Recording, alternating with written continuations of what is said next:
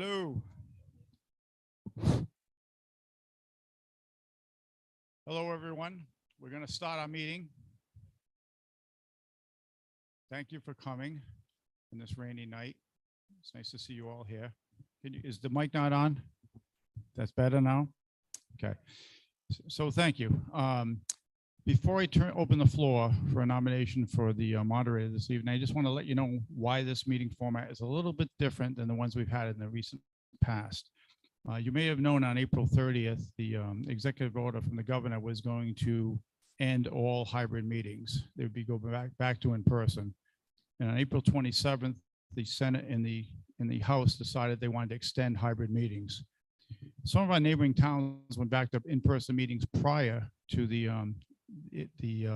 executive order sunsetting, which again was on April 30th. We as a board felt that because we have this wonderful room and we have a great IT director who set us up, and we don't have to move from space to space like some other schools, they have to go to an auditorium, then a cafeteria, then somewhere else. We're able to be right here. So we thought we wanted to keep hybrid meetings for the people. It's, you know, especially on nights like tonight when people might not want to come out, or they have young children and they get home from work and they're tired. So we voted to keep hybrid meetings. The only difference is we are doing an vote for in-person only. And there's a reason why we did that. If we start a meeting and we want to do voting and we tell people online that they can vote, and then something happens to the infrastructure, we lose it. And now the people online can't vote. We have to actually stop the meeting. We can't have a meeting that we've advertised voting online and then we don't do it. So we felt at least we'll keep the hybrid meetings so we can have people call in, they can ask questions, they can be part of the meeting, but in voting it'll be in person. But it's still better than having everyone come in person. So it keeps more transparency, more open government, and I hope you're happy with the way that we're going to continue on with hybrid. I can't see us ending it anytime soon because we get so much better attendance by doing it this way. With that said, well, thank you, Nick. I wasn't looking for applause, but thank you. So with that said, I'm going to open the floor. And when we open the floor, first thing we do is we get nominations for a moderator. A moderator is someone that runs a town meeting, and being that we're a town meeting form of government, that's the way it works. So I'm going to open the floor now. I'm looking for a nomination for a town moderator. Yeah, Mr. Smith.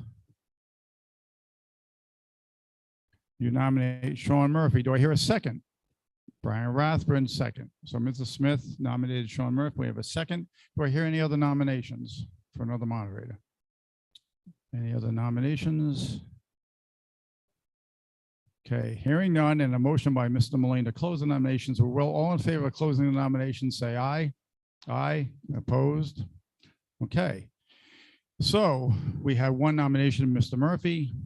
All those in favor of naming Mr. Murphy as tonight's moderator, say aye.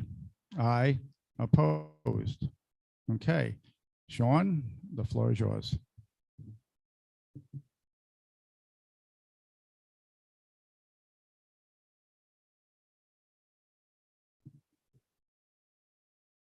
Okay, let's begin by asking the town clerk to read the top part of the call and question number 1, please. Warning is hereby given to the electors and those entitled to vote at town meetings of the town of North Stonington that a special town meeting shall be held at the following location on the date and time indicated for the purposes of transacting the business set forth below. Location, North Stonington Education Center Media Center, 298 Norwich Westerly Road. Date, June 27, 2022, time 6 p.m. Only those attending the meeting in person will be able to vote. The meeting will be available for public comment and viewing through Zoom at the link below in the call of the meeting, but those attending virtually will not be able to vote. All supporting documentation will be available on the town website, www.northstoningtonct.gov, and the Zoom link for viewing and public comment only is in the call of the meeting. Number 1, shall the town of North Stonington have permission to lease a portion of 298 Norwich Westerly Road to an early childhood education center, subject to final review of the lease agreement by the town attorney? Now be a little note before we open that for discussion. To open it, I would request that somebody make a motion to approve question number 1. And if you make a motion, if you would please state your name, we need to record that for the minutes. And also whoever is seconding the motion will need your name as well. So at this point, I would entertain a motion to approve question number 1.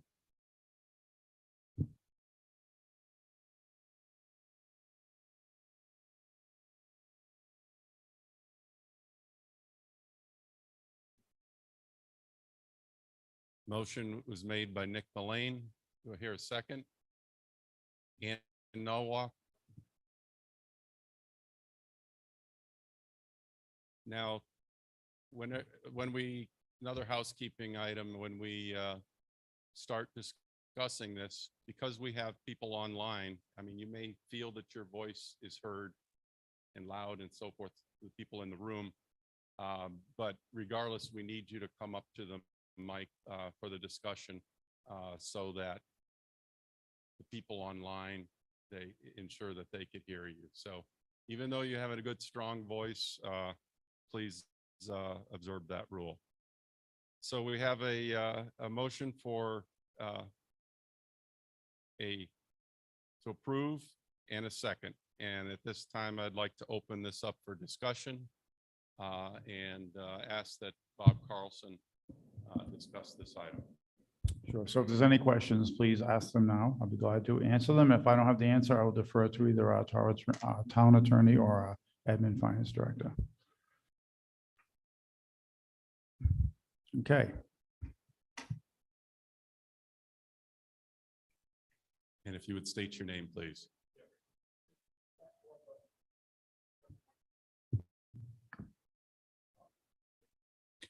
Jeffrey Hawk, 31 Mains Crossing Road, North Stonington.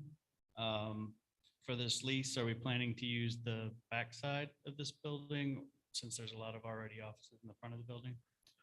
Yes, Jeffrey. So if you're familiar with the old high school, it's a 2-story wing, we call it. It's not far end of the campus. We're using the lower level only. The entire lower level, except for the wood shop.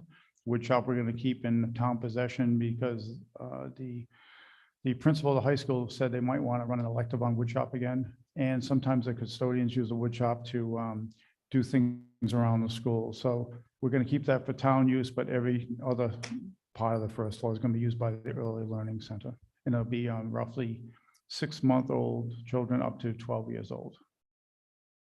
Thank you. Anybody else have questions? Please come up to the center podium.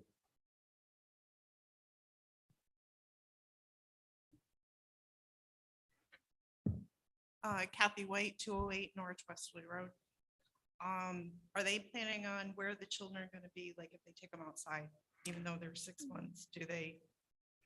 Yeah, there's a grass area on the other side of the building. It's behind the community, the church, not quite, it's not church property, it's town property. They're going to go there and have a couple of small playground areas. Okay.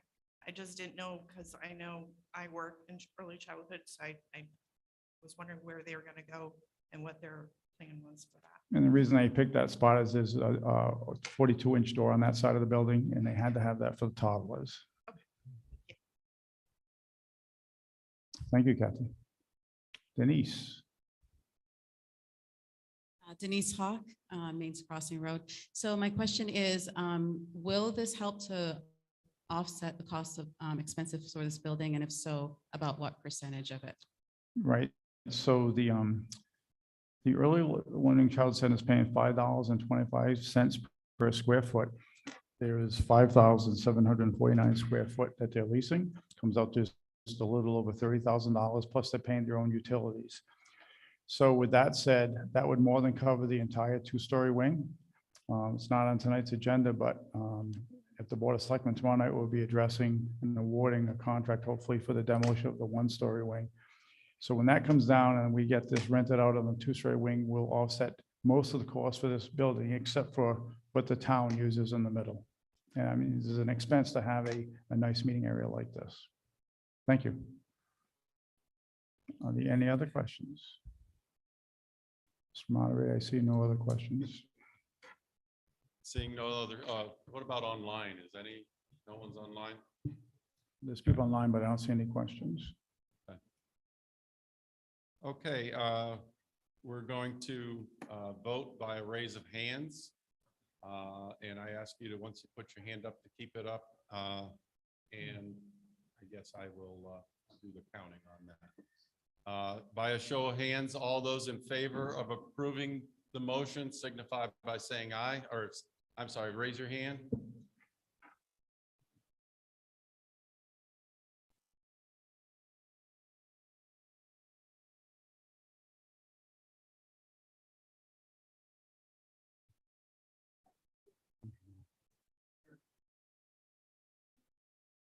And one behind you, and Mike.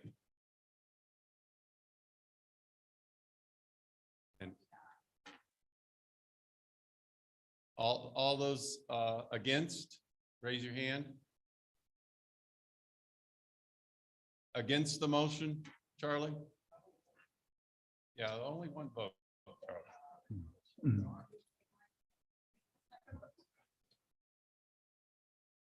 And the number again is 28. The motion passes, or the question passes 28-0.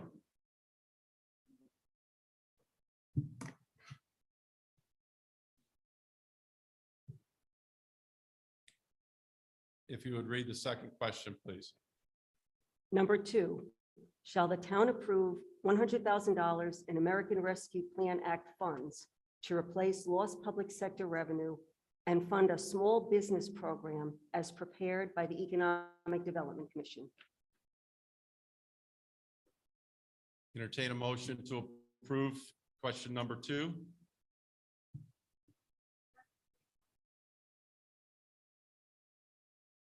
Jennifer Dayton makes the motion. Do I hear a second? Mike Anderson with the second. And now if Bob, Carlson, do you have anything to say about this question? So we have two people here that can speak on it. We have Nate Reichert from the Land Use Office, and we have Emily Lewis, who's the Secretary of the EDC. Emily, do you have, would you like to comment, or do you want me to have Paul? Just give an overview of the. All right, Paul, do you want to, I mean, Nate, rather, do you want to do an overview of the program?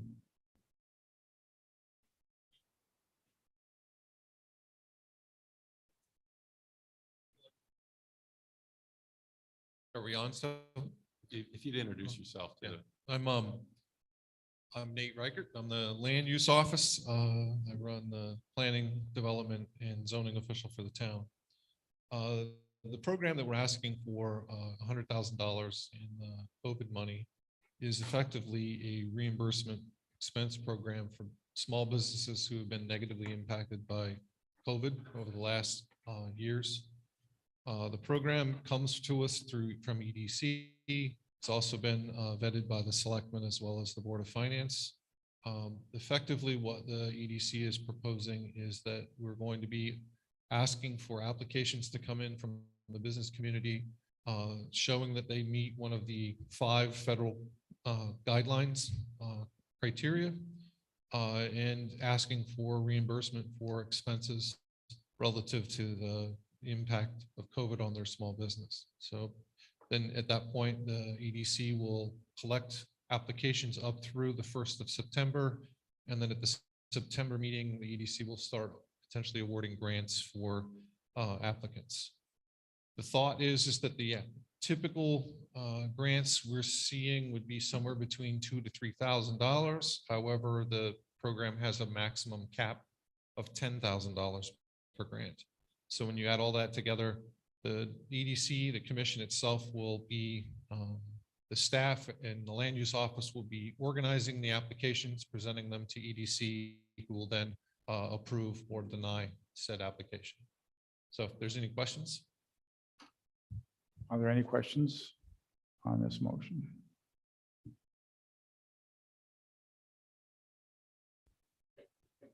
Denise Hawk, Maine's Crossing. Just 2 questions. how will this be promoted to the small businesses in the area? And if all the funds aren't used up, what will happen to the funds after? Two terrific questions. I think the first one is that we're going to try to promote it in every means possible. We have been working on updating our list of businesses within the community. As the folks who get business, you'll get one of the things we're doing is we're going to be sending out an application for all of the businesses to please send us a point of contact to the EDC so that we can better communicate with the community. But we're looking at everything that we possibly can do. Obviously, we have an email address list. We're going to be sending a hard copy version of this out to all of the registered businesses that we have, in addition to social media. In addition to all hands on deck, we're going to try to communicate with the community as best we possibly can. We admit we're going to, like all communications programs, you're probably going to miss somebody. We prefer not to, but at the same point in time, we'll do our level best to communicate with the community. Your second question was, what happens if we don't spend all of the dollars? Ultimately, the program dollars, after a certain period of time, it's not specified within the program. We have to obligate it by a specific time, certain date. If it's not obligated, it would revert back to the town. Any other questions or comments, please? Ann, did you have? Would you like me to bring the mic? All right.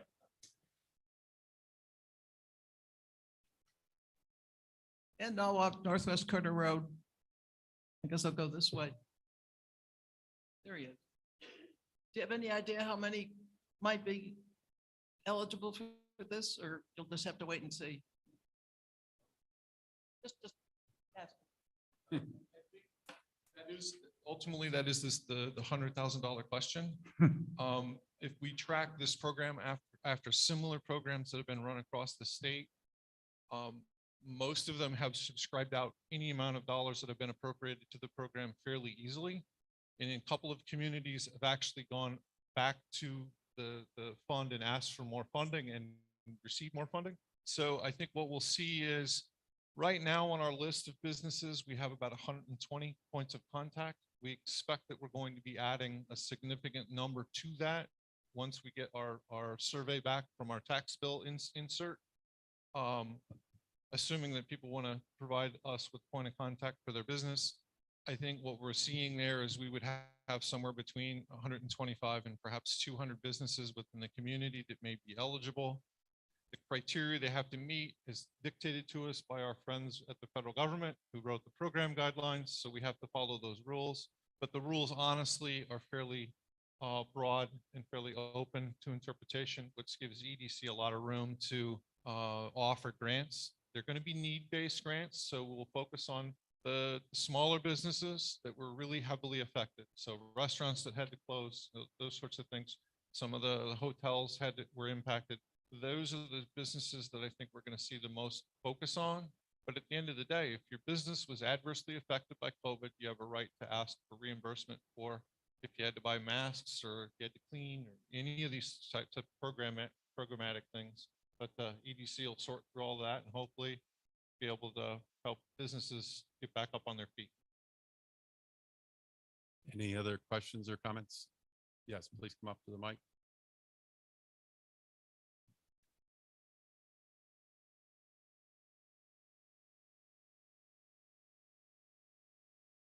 I'm Lynn Faulkner. I live on 3 Yawbucks Valley Road. We're new to the area, so I have lots of questions, actually. How did you determine that $100,000 was the amount of money that would come back to the businesses that have struggled? Who determined that $100,000, and is it really enough? I'll ask you to address that question. Or who made that determination? Did you recommend that number? Or? The 100,000 initially was based on similar programs in similar communities. Obviously, it's a bit of it's kind of a balancing act as far as I think, honestly, we could ask for a lot more. because there was a negative impact across the board in the community. But I think it was one of those numbers that it was seen as being fairly typical number amongst the cohorts of similar communities, but also, you know, at the end, it's a number we kind of had to pick out of the hat a little bit. When you figure, okay, 100 businesses, everybody is going to be, maybe half of them were negatively impacted. That would be about somewhere between 25 and 50 businesses that would be applying. That's going to get you somewhere between $2,000 and $4,000 per business. So that's the back of the napkin act estimate that as best we could tell. Come up to the mic there. Nope.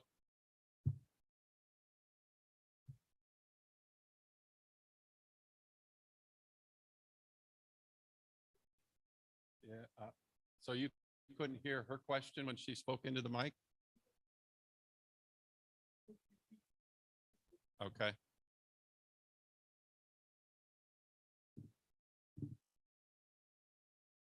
That, just to catch up on the question that was, the basic question was, how did you determine the amount to put into, to ask for this evening?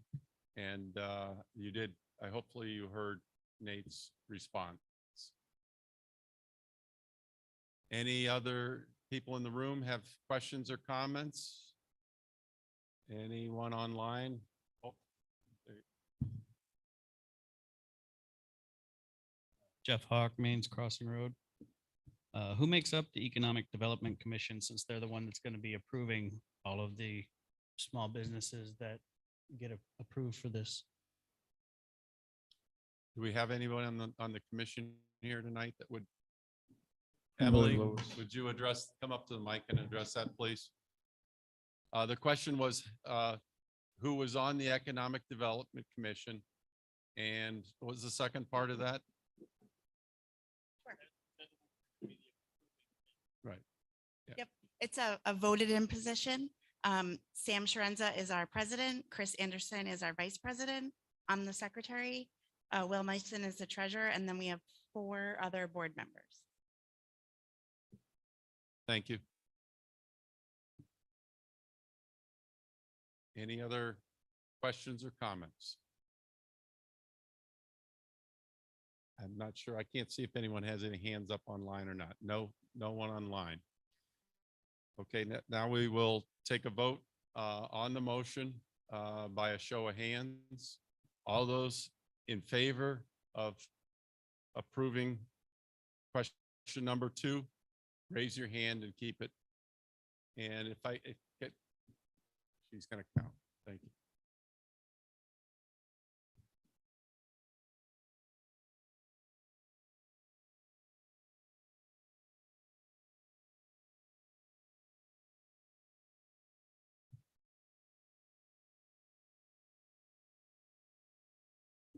I have 10 on this side of the room. No, 10 plus 19 is 29, 30, 31. Okay, all those against the motion, please raise your hand. The motion passes 29-0. 31-0, excuse me. I just did the math. Yeah. Okay, if the town clerk would read number 3 on the call, please. Number 3, shall the town approve $120,000 in American Rescue Plan Act funds to replace lost public sector revenue and fund the operating expenses for 298 Norwich Westerly Road through June 30th, 2022? Again, I'd entertain a motion to approve item number 3 on the call. Motion by Ann Nowak. Second, Paul Simons. Okay, who is addressing this item? I'll address it, Sean. A little quick history on the expenses for this campus. We know we have the middle section, we have the 1-story wing, which is the old middle school, and we have the 2-story wing, which is the old high school. 2 years ago, there was no money no money budgeted for the expenses. It was an oversight. And I think we felt that at the time that the town was going to be able to rent out the building. And for many reasons, we had trouble doing that. When COVID had hit, there's a deed restriction on this building on how it could be used. And at the end of the fiscal year, we had roughly $130,000 worth of expenses that we had to pay. After we used the money that was in the budget for town building maintenance, it left, I think it was around 94,000 roughly, Christine, that we had to go to an appropriation to the Board of Finance. So basically the taxpayers had to pay an additional $94,000. It came out of the undesignated fund, but it's still tax dollars. So this past year, once again, the monies weren't budgeted for it. And the Board of Selectmen decided instead of going to the town and ask for another appropriation, we can't use ARPA funding to lower taxes, but we can offset expense because of the final ruling put out by the government on how we can use the funds. So the town selectmen decided that if we could use that money to pay expenses on this building, it would not hurt the taxpayer that way. We wouldn't be taking out of the undesignated fund, and we wouldn't going back to the taxpayer asking for additional funds. Right now, I think the expenses on this campus is somewhere around $90,000+ to date. So we are asking for a number not to exceed 120 to pay those expenses. Any monies that's left over will go back into the ARPA funding to be used for another cause. So that's a little bit of the history and where we are with it. So we're asking the town now to let us use ARPA funding monies to pay these expenses. Some people will say, well, is that really truly a COVID use? And there is lost revenue with COVID, and there are expenses. And if the town didn't lose revenue, a lot of our citizens did. And to ask them to use their tax dollars to pay additional expenses, we don't think is fair. Plus, we know that the way the government in Connecticut looks at North Stonington is they don't look at us as a town of have-nots. They have us more in the realm of a town that's not wealthy, but middle class, fairly well-to-do town. So when we pay our taxes and we all send money to Hartford, that money gets diverted to cities like Bridgeport and Hartford and New London and so on. And our tax dollars go in to help support different projects in these cities and other towns. We very seldom do we get a chance to have money get sent to us from the state. And this is a case where we did have money sent to us. So I don't feel guilty as a town to use our tax dollars that we finally had some sent to us to use for projects in our town. That's basically the history, and that's where we are with this. Excuse me. Any questions from the public? Please come up to the mic.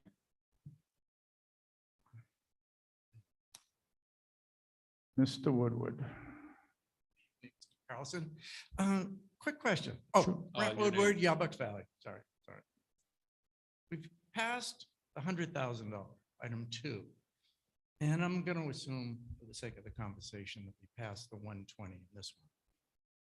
Is there any other COVID money left in the kitty somewhere?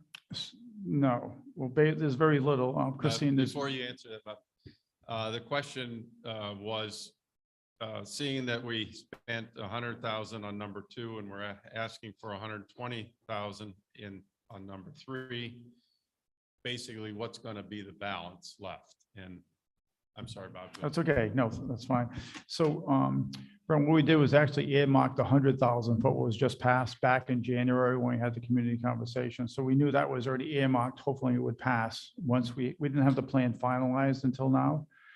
As far as the 120, there's about 140,000 left in ARPA funds, correct? So this will leave us about 20,000. But a couple of things to note, if the business plan doesn't use all that money, that will go back. If all the 120 isn't spent on the utilities here, that'll go back. And the town passed $1 million for the demolition project. If we don't spend all of that, that money goes back, which will again give us another pot of money in ARPA funding for other people. People usually come to us and ask, You know, can we donate money like the Pawcatuck Neighborhood Center we've given money to, and the Cultural Coalition, TVCAA, and so on. So we'll have about 20,000. If everything passed tonight, we'd have about 20,000 left as of today in the ARPA funding. So I think I'm the only person in the room that doesn't know. Did some of that COVID money go towards tearing down the wing? Yes, that was a referendum, and $1 million got voted to go towards tearing down the one-story wing. Thank you. I just want to also make sure that everybody understands that we have already allocated thousands of dollars to social services. So when we all think about the COVID ARPA funds and what the real intent was for that, we have already allocated for all of that. North Stonington doesn't specifically have a lot of our own social services. So a lot of those services in neighboring towns, like Bob said, the Pawcatuck Neighborhood Center, TVCCA, Mental Health, Cultural Coalition, all of those things have already been taken into consideration and allocated money. This is money that's left over.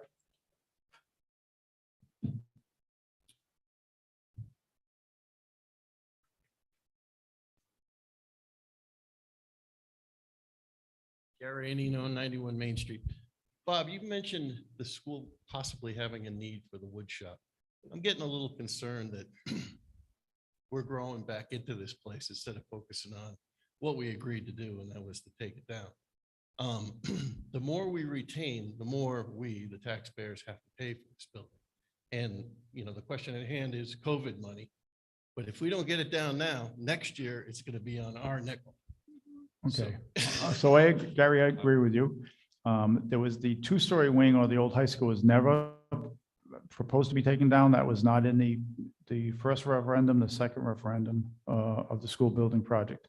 So we always knew we were going to keep that because that's an asset. We may need that again someday. Who knows if the town grows, if we do more with adult education. It's a building that was built. It's a newer building than the one we're tearing down. It was built in 1964. It's in fairly good shape.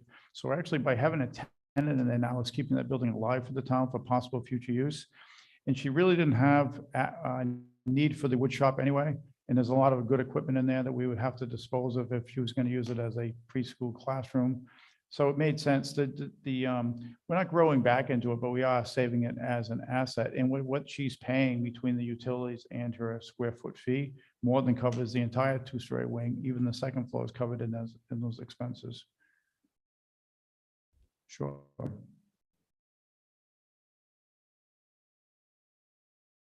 Me again.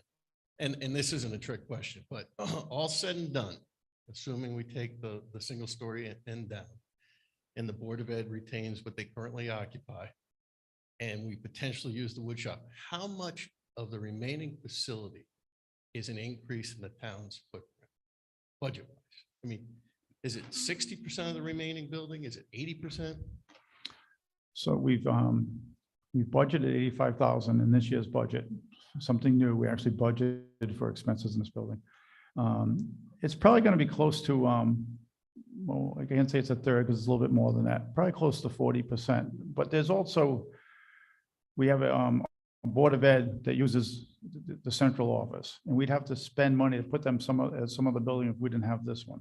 Secondly, after listening and talking to first selectmen from other towns, Stonington, Preston, Valentine, we're the only ones that have a room like this that we can use and set it up and use it all the time for these kind of meetings. So there's an advantage, and we've used this room for voting. So if we were to do this somewhere else, it would be expensive because then we'd have to pay for that. And I think keeping this building right now, not knowing in the next 10, 15 years which way this town will grow. We saw growth in the last few years just because of the pandemic, people moving out to bigger spaces. We've seen increase in the enrollment at the schools. It'd be a shame to just lose this whole asset, whether we knock it down or if we sold it. So we're kind of maybe hedging our bet a little bit by having the town use a portion of it and then renting out the two-story wing, kind of keep that alive. Empty buildings don't last long when they're not, lived in. So thank you, Gary. Any other questions or back row? By the way, if the other two selectmen want to chime in on things, please feel free.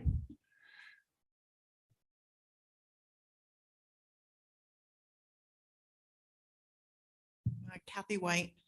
I voiced my concern in the past about this, especially when it came budget time, because I did not believe this money should be allocated for utilities. That should have been part of our budget process. So my question is if this doesn't get approved tonight, the 120,000, is there other project in our town that this money could go to? That we need, the money should go to, that should be going to? Okay, there's nothing that's shovel ready. No one's come to the Board of Selectmen and asked for, they have a project they want to go, and we've said, no, we don't have the money. As it turns out, we may end up having more money as these projects don't use all the money that's allocated to them, Kathy. Brett, do you want to say something? Yeah, I just want to let you know as well that these expenses, yes, I agree with you. We should have been done in the budget process, or at least part of it back then. But these expenses have to be paid. It's not like they just go away if this doesn't go through. It's coming out of some other, whether it comes out of our undesignated fund or a increase in taxes at some point. It's going to come out of somewhere. After the community conversation and we all that feedback was compiled, we did go through what social services items we could utilize that for, what other benefits to the general community we can use that for. And we did that. So this is the last chunk. And to be honest, part of it's like cleaning up a situation that needs to be cleaned up. Ian?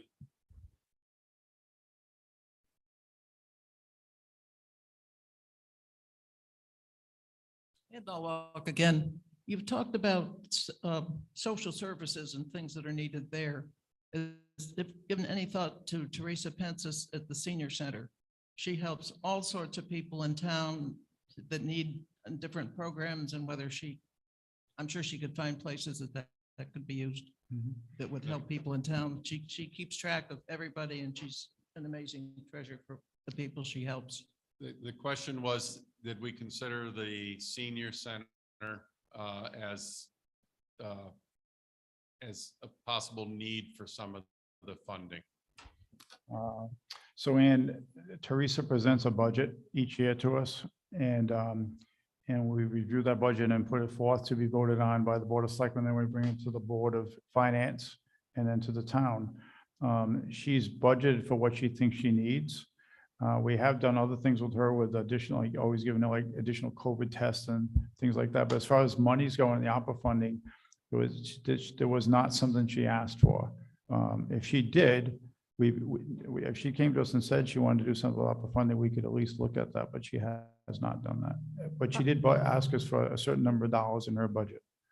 And I also think that some of the increased fundings to the Pocketuck Neighborhood Center, things like that were discussed. And I think Teresa has some input on that as well, because I know she utilizes some of the services there as well. Christine? That was actually what I was going to point out is Teresa already has partnerships with these organizations. She already works with them. So the funding that we gave to them is still going to help the same population that would have been helped by the senior center. And then this just helps Teresa use her resources more efficiently so that she's not using her time or her funds for the senior center. And we're using the Pocketuck Neighborhood Center or TVCCA or the United Community and Family Services, which is more for families in town who can't use the senior center for what they need. Thank you, Ann. Carolyn? Carolyn Howell, Providence, New London Turnpike.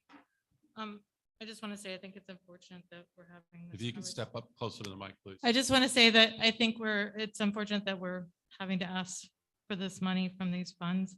I do agree with the program that we just voted through, and I think that there probably is more of a need than you all are aware of in the general public.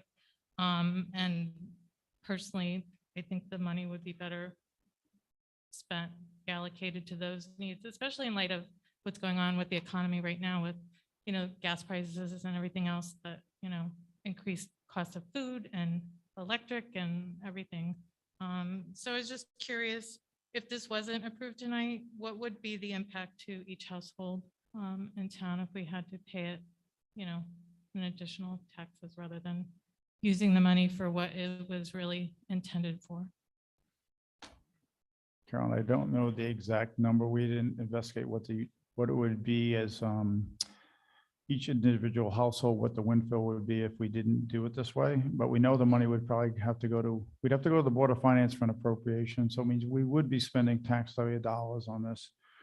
When we look at how people are hurting, the more they pay in taxes, it hurts them even more. I mean, so if there's any way we can not use taxpayer dollars for this and use monies that were given to us by the government as other bigger cities and towns do with our money when we send it in, I think it makes sense to use this. So we've never closed our door. We've always had people, if they want to come and ask for money for a particular project, they're more than welcome to. If they have a nonprofit, they could come to the Board of Selectmen, and they have. And that's why, as Nicole mentioned, all the different groups that we've given money to so far, it looks like we may end up having some money to go put back in that fund, because the demolition quote at this point is lower than what we had asked the town to put forth, which was $1 million. So again, we can't lower taxes with this money, but we can use tax dollars, which means we don't have to replace those tax dollars with new tax dollars. I understand what you're saying, but we have an open door policy. If someone came and asked us about ARPA funding, we would review it. Thank you. Mike?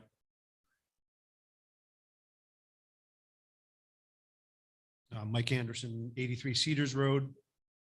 I think I'm on the Board of Finance too, so it's $120,000 is probably 1/5 of the mill.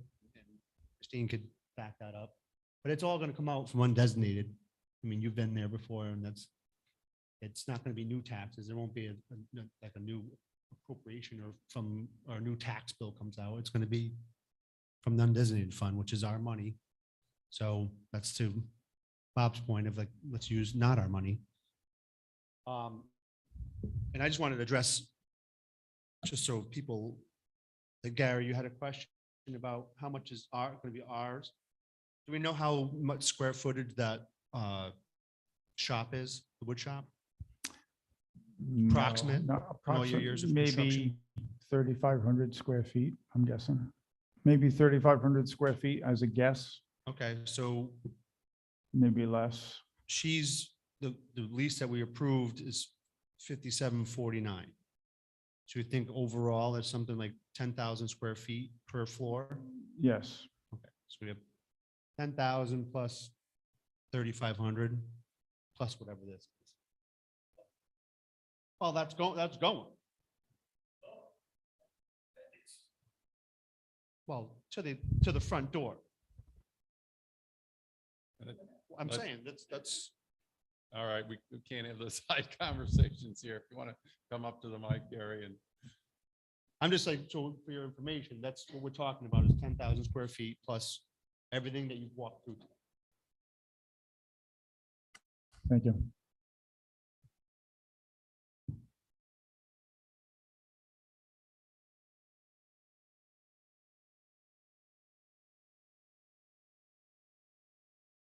Robert White, Norwich Westerly Road.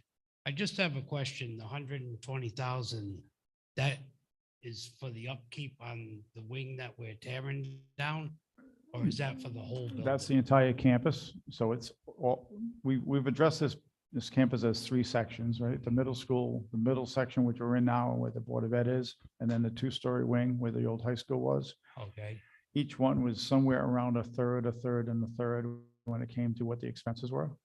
So this addresses all the expenses for the entire campus for this past fiscal year, 2021, 2022. okay. And what was the expenses for the middle school that wasn't torn down in, say, last year? Ran around $40,000, I believe. Around 40. So we could accredit that to cost overruns for the elementary school? Because we spent the 1.1 million on cost overruns that was allocated to tear down that school. That part of the school. Right, so we know that the building did not get demolished because of overruns on the original building project. Is that what you're asking? Yes. Yes. Yeah, so we would add to the, say, cost overruns of what it cost us to build in make the elementary school safe. Okay, so you're saying if it costs us 40,000 a year and with that building stood empty for 2 years, that's $80,000. We could add that to what To the 1.1 million that we spent. you could, yeah, I guess you could do that. That, and plus the parking lot that was eliminated, that was designed to be at the end of the school, we could add that in as well. I guess, I mean, Well, I I'm don't understand just what asking the the point question is. is, That's- I just was, we've been told that we were on time, on budget. And it just my personal opinion, we were way over budget. We allocated money from the middle school for cost overruns on the elementary school. I just wondered where the authority came to eliminate the parking lot that appears to me that we needed, because every parking spot is full. We have people that park in the dirt spot over here. And I just want to, If I just for could- the record. I got to address that. The committee, the school modernization building committee had the authority to change the scope of the work to stay within budget. And they made those decisions to. cut That's my things point. out. We weren't in budget. Yeah. And that's, thank you. So Robert, in my closing, I'd like to say with this new administration, we won't have those kind of questions asked in the future because you'll know what things are doing, how we're doing things. Thank you. I'll remind you about that in about 1.5 years. Any other comments or questions on item number 3? Okay, we'll take this to a vote and anyone in favor of the motion to approve, raise your hand.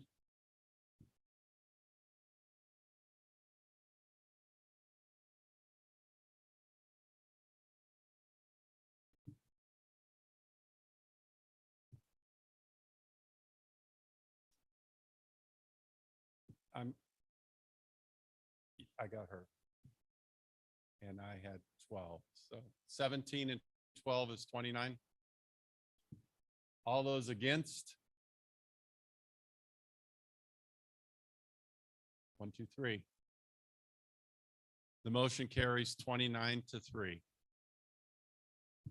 And if you would read number 4, please. Number 4, to hear and act upon the following resolution.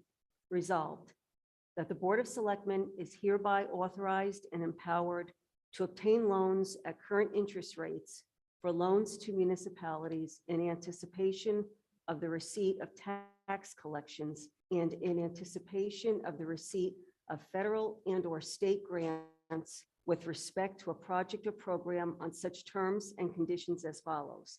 A, the amount borrowed shall not exceed $1 million at any one time. And B, the Board of Finance shall receive as early as possible prior notification of any borrowing. The Board of Selectmen is further authorized and empowered to execute any and all documents necessary and required.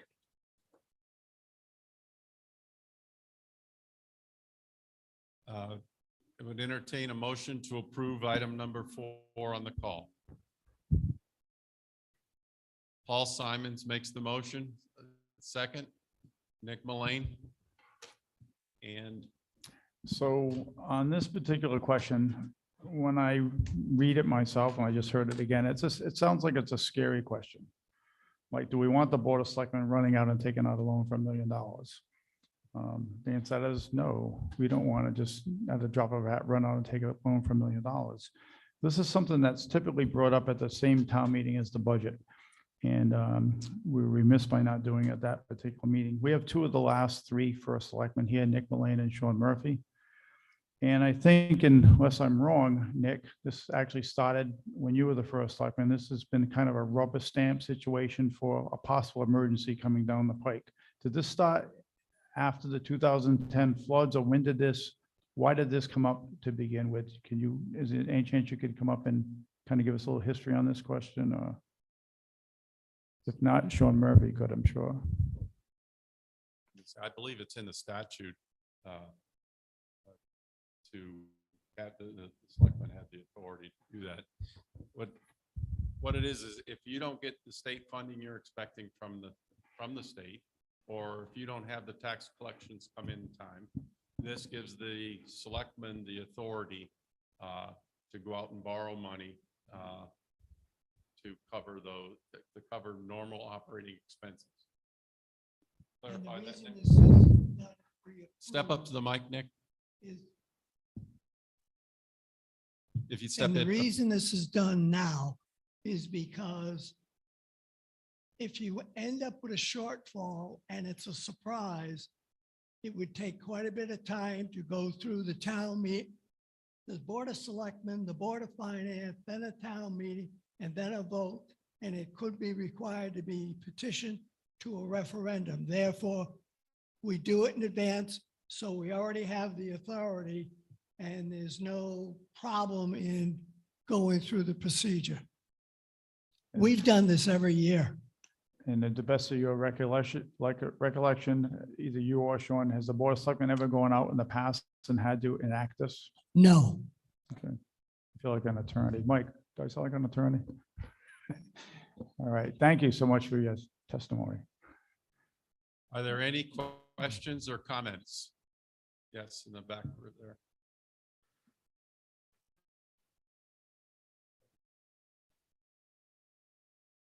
Woodward, Yarbucks Valley. Nick?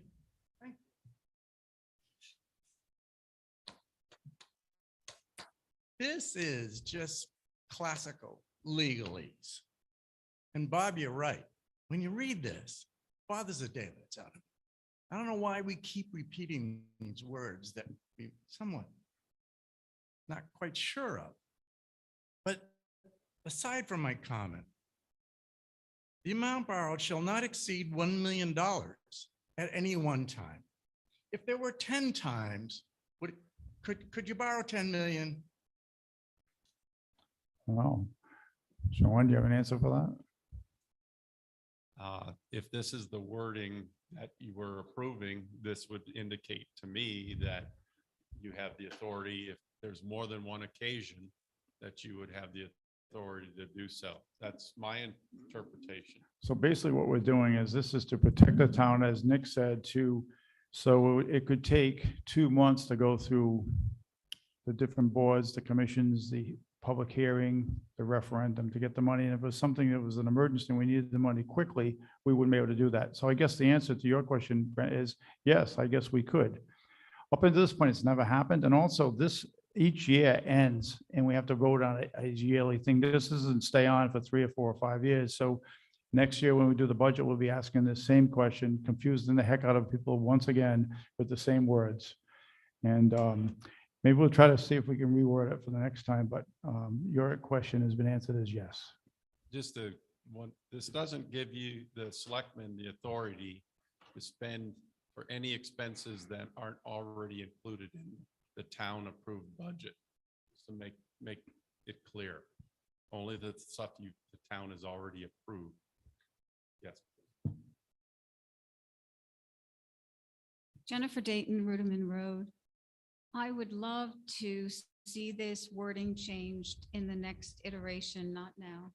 I think just one simple word, if you add the word emergency, it would pass without this long discussion. It's not clear from the wording that you're talking about an exceptional circumstance. And I really hope that in the next round, we can get that clarified. Thank you, Jen. I will note that and hopefully we'll have that done for you for the next time we read this. Thank you.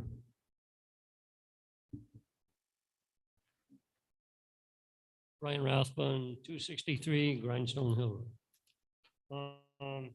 What I see here is, gosh, we've just approved some money that was given to us in the $100,000s. Now you're asking me to give you a credit card for $1 million. I don't like the words in there for with respect to a project. In other words, if somebody's got a pet project, they could push it through and borrow the $1 million to get it done without the approval of the legislative body. That kind of bothers me because I feel like I should be part of any decision that the town makes for $1 million. That's going to affect us right in our pocketbook as everything does. So anyways, that's why I think I voted against this before in the past, and you'll get another one. Thank you, Brian. Brian, I just want to let you know, this isn't just our town that does it. If you look around, most of the other towns that I've seen, I started doing research on it, have done it. Because I remember a few years ago when I first read it, I was like, what is this? This is crazy. And then I went back through the history. I went through Sean's whole administration and Nick's whole administration. And now it took a while to go through all his town meetings, but it was always in there and it was always worded the same way. And every year we have the same debate. So if there is a way to make it easier for, or more palatable, I do think maybe we should look into it, because every year it's the same question on there. It's no different. And if you look at past years, I think 2019 and prior, it all almost passed unanimously at every town meeting without issue. But this same discussion comes up every year. Mike?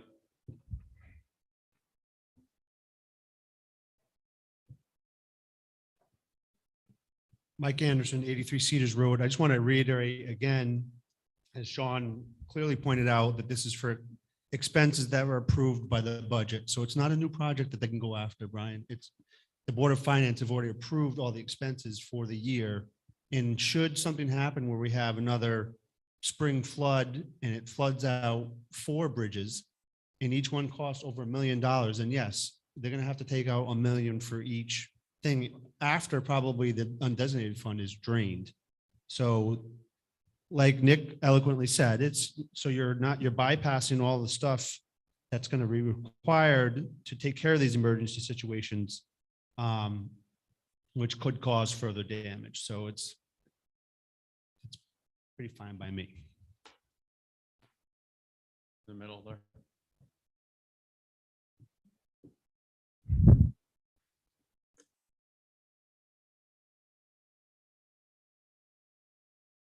Faulkner, Yambucks Valley Road.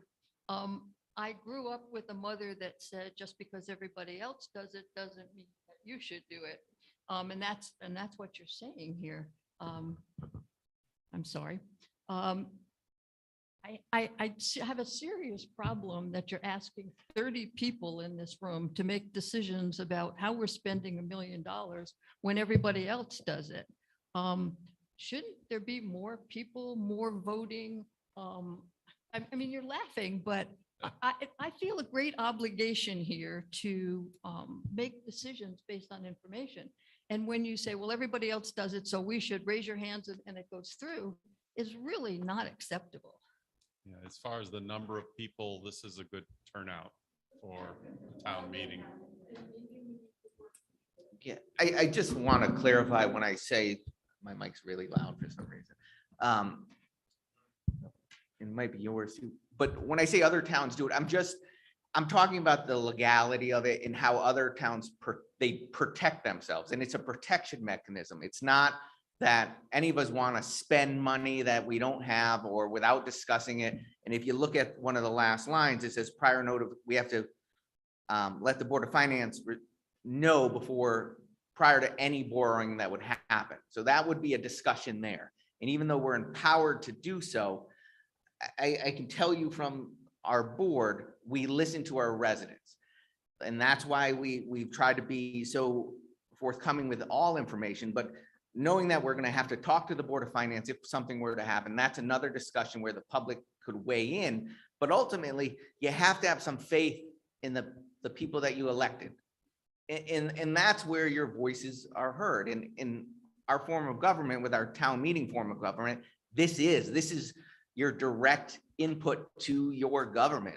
There's no purer form of government than what we have here. So yes, there's only 30 residents here.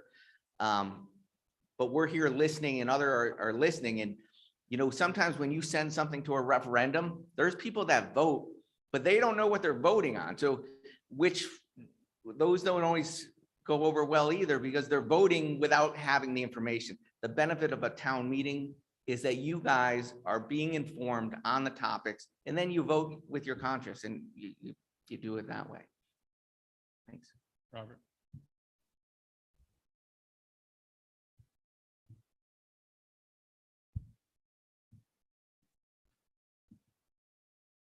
White again, 208 North Wesley Road. I just had a question. In the past, maybe Nick would know the answer to this as well, but how many times have the town had to use this in the past or in, I think Nick mentioned that we've never used it. never used it? Okay, It's just, it's almost like an insurance policy, Robert. exactly. Okay, thank you. Christine.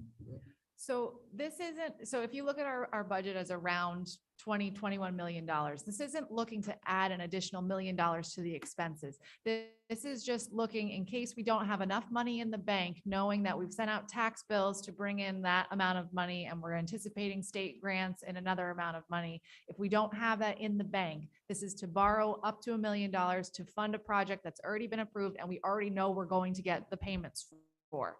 So it's not an additional $1 million. It's just $1 million of something we've already budgeted and we will get the money to pay right back. Any other comments? Nick?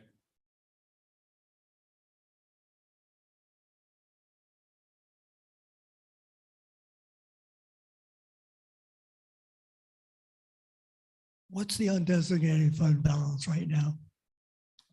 Christine, is it around 3.1 million? 3 million? 3 million.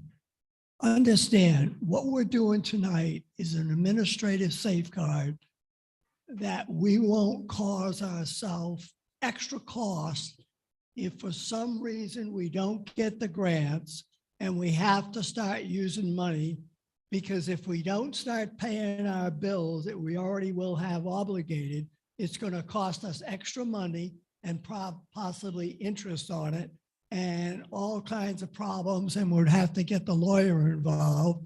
And this is a procedure that we will probably go to the selectmen, to the Board of Finance, and use the undesignated fund balance first if we had to.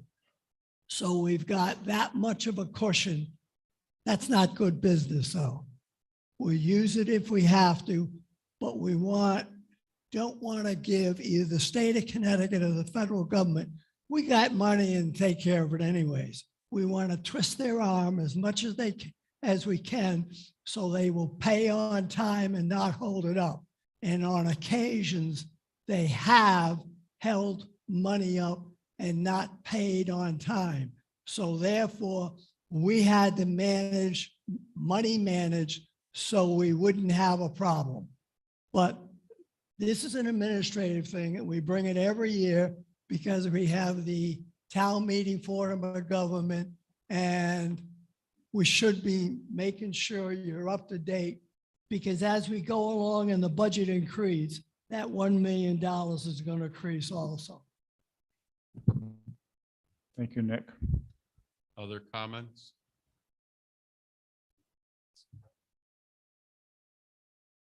Jeff Hawk, 31 Mains Crossing. I appreciate you guys stepping up and doing your guys' job. But this wording is still very, very general. And as much as it would be to need to get more people in the town to look at it, I heard that it was supposed to be brought up at the budget meeting and it wasn't. The previous two allocations of $100,000, $120,000 were supposed to be looked at by the committee as well, but were brought over to this discussion. As much as I like understanding that we need to have this as your guys' fail-safe, the wording in this needs to be amended so that we can have the town's fail-safe as this as well. Jeff, thank you. I think you might have misspoke or misunderstood. So yes, this typically in the past have been brought up during the budget hearing. It had not been brought up in the last 4 years by the last administration. It was the previous administration that did during that, and I didn't realize that. So I was corrected on that this morning by a past first selectman. I told him moving forward, it would be at the budget hearing. The other two items, the $120,000 and the $100,000 weren't brought up at the budget meeting because the budget meeting, the budget should be the star of the budget meeting. If you load the budget hearing up and then the town meeting on the budget with multiple things, we've done it before with 8 things on the call. it's almost like you're trying to get the conversation away from the budget. And the budget should be the number one thing we're talking about that time. We did have 4 things on the budget meeting that night. If we would have added those, we've been 6 or 7 things on that. And I don't think it's fair to the taxpayer who's trying to understand the budget, to also try to make them understand 6 or 7 other initiatives on the same evening. So that's why we called for a second town meeting on these, so we could give these items their own due diligence, their chance that they could be the star of this meeting. Like we talk about it, we're asking as many questions as possible and answering them. So that's why we just don't like to load up a budget hearing with a lot of different questions and then take away from the budget itself. Thank you. Ian?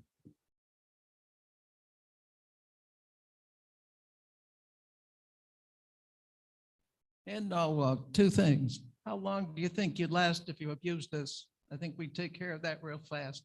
And I would like to move the question. I think we've been around and around enough. We have a motion to move the question. Do I hear a second? Seconded by Paul Simons. All those in favor of moving the question signify by saying aye. Aye. Opposed? The motion carries. So we are now going to take number 4 to a vote. No, we are voting this time. We voted to move the question. Now we are going to vote on the question itself. All those and we're going to raise our hands this time, so we have longer to count, so forth. All those in favor of approving number 4, raise your hand.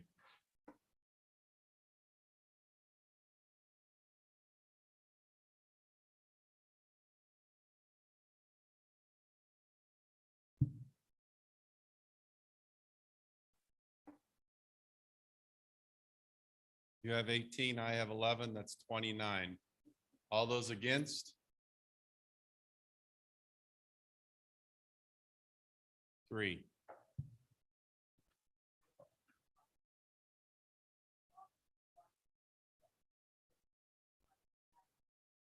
They don't have to vote on every question. We have 29 and we have 3. The motion passes.